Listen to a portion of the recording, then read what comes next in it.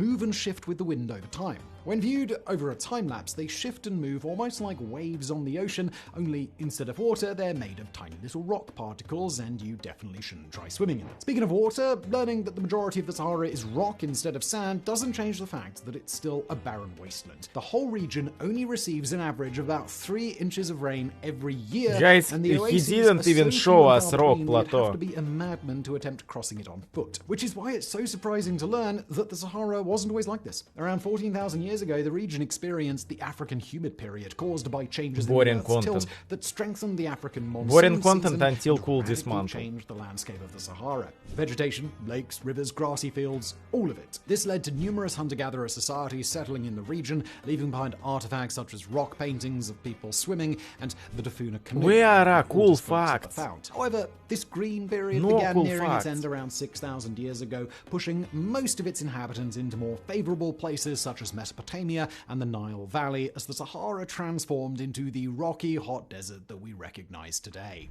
Maps are very, very warped. It's a fairly well-known fact that maps don't represent course, a perfect Mercator image of the Earth. projection. The distortion comes as a result of trying to stretch and I understand, this is squish for the spherical Americans. surface of the Earth and This fit is it facts. into a flat rectangle. Europe, it's So not the a one government would have country. you believe we all know the Earth is flat. The different approaches to this task have resulted in several different map projections that all have their strengths and weaknesses. But the most popular in classrooms and in the public eye by far is the Mercator projection, which is single-handedly responsible for many geographical misconceptions. Because while most people are aware that maps distort the image of the Earth, Bro, many don't we have realize a globus. just how much this distortion has affected their view of the world. The main issue with the Mercator projection is that the further you get from the equator, the more distorted and stretched the image becomes, which is why places Five like Central things America about or geography South you Asia were are very wrong normal about. looking, while others balloon up to many times their own size. So, let's go over some of the worst instances. First up,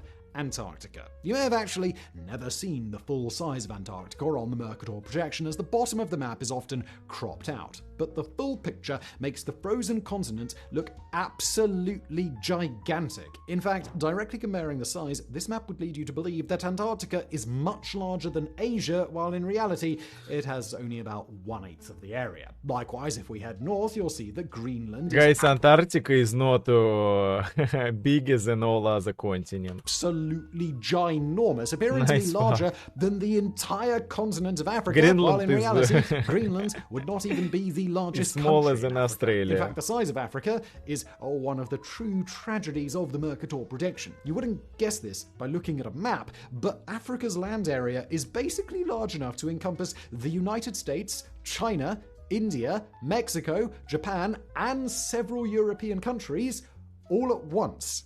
If you want to see the size difference for yourself, there are several tools online to do so, the best of which is probably thetruesize.com, which will let The you True drag Size. nations around to see how they would be distorted in different places on Earth. One of the best comparisons you can make with these